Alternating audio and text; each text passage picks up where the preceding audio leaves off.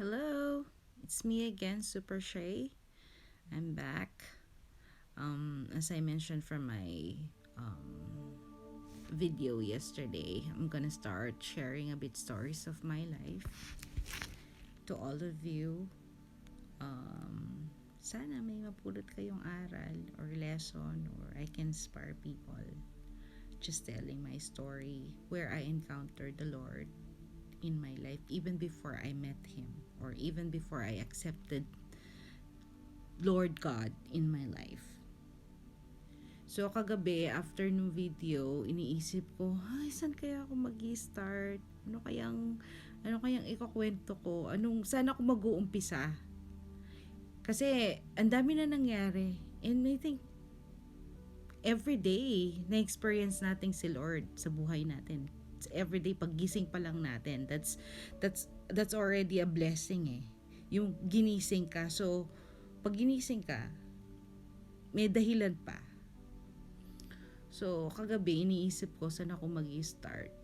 Kung ano yung unang-unang kukwento ko. Siguro, sabi ko, Lord, please guide my step. Guide me, give me wisdom. Alam mo kung ano yung nasa puso ko and my intention. Tapos, hanggang ngayong umaga yata, hindi ko pa naiisip kung ano talaga eh. Sabi ko, ikaw nang bahala, Lord. Guide mo ko kung ano yung will mo for me. Kung ano yung purpose ko dito.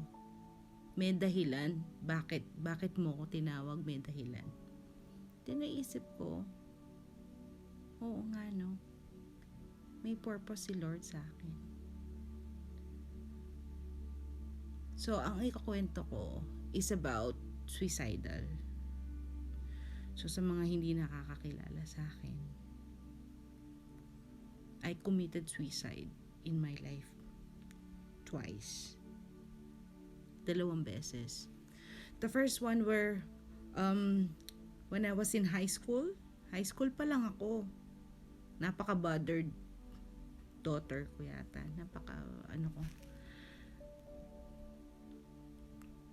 Marami ako hindi naiintindihan sa mundo. Kasi hindi ko pa kilala si Lord. So, yung first suicide happened when I was in high school kasi lumabas ako kasama yung mga friend ko, hindi ako nagpaalam, natatakot akong umuwi. That's just the reason. Yun lang ang dahilan, natatakot lang akong umuwi.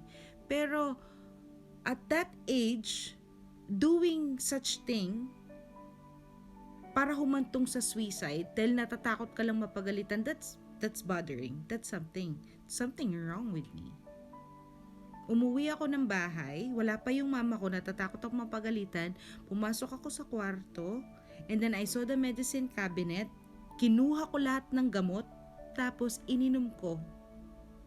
Then after a few minutes, yun na, nahihilo na ako. Parang nag-e-effect na yung mga ininom ko. Hanggang pumasok yung tita ko sa kwarto, tapos sinabi ko, ininom ko yung mga gamot. Tinawag niya na, renash na nila ako sa hospital. Tapos linagyan nila ako ng tube para kunin yung ilabas yung mga lahat ng ininom ko. Tapos paggising ko from the hospital, nakita ko yung mama ko. Umiiyak.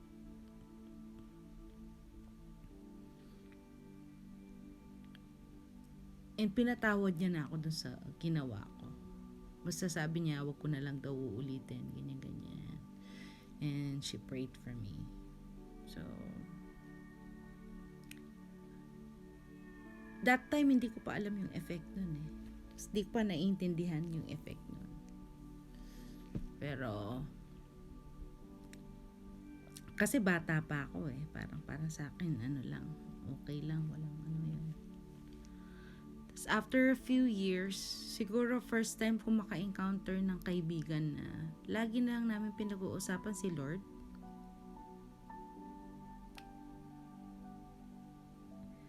That was 1999 nung magka-college ako. First year college ako. Nakilala ko yung friend ko si LJ. She's the only friend na unang-unang, lagi namin pinag-usapan lagi si Lord. Nakikinig kami ng mga um, worship song. Nagbabasa kami ng mga Bible verse. Minsan gumagawa pa kami ng love letter kay Jesus Christ. Parang ganon. Pero hindi ko pa rin talaga fully kilala si Lord that time. Although, nai-introduce na siya sa akin ni LJ. Sinasabi niya, binabanggit niya, nagpe-pray kami together. Ganon. Tapos, to make the long story short, that was college time, nagiwalay din kami ng landas kasi I fell in love. Na-in-love ako. And, sumama ako dun sa lalaki. I think I was 19. Nagtanan ako.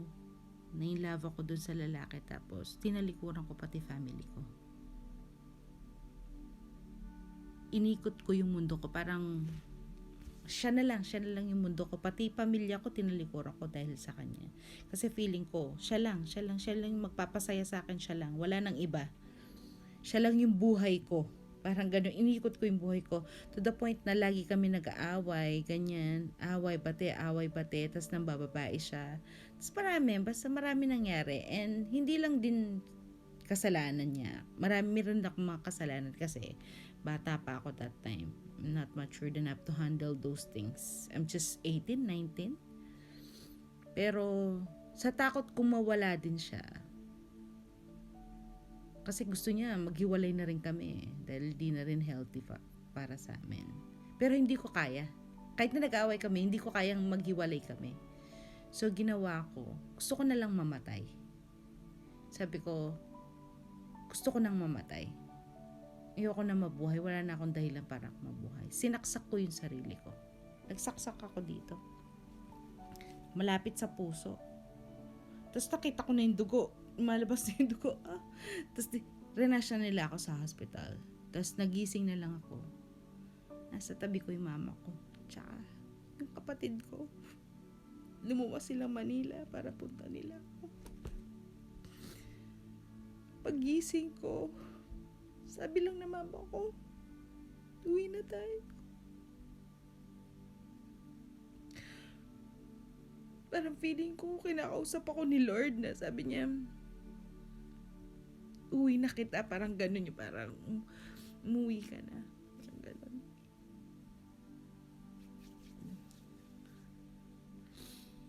That was long time ago. 20 years, more than 20 years. Ngayon ko na-realize, ngayong nanay na ako, dun ko na-realize na, sakit pala nun, no? Kung sa akin nangyari yun, ano kaya mafe-feel ko kung ginawa ng anak ko yun sa akin? Kung ginawa ng anak ko yun, ano kaya mafe-feel ko? Ang sakit pala. So, hindi ko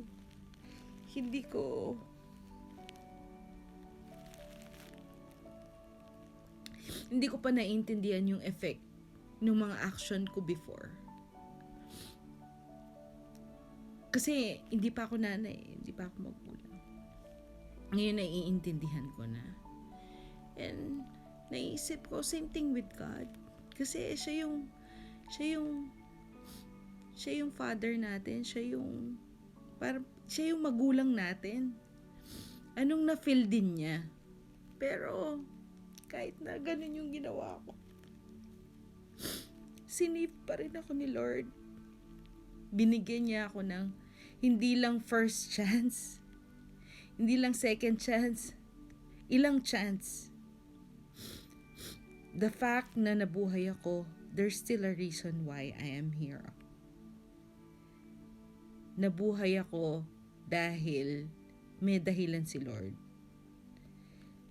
May purpose pa siya sa buhay ko.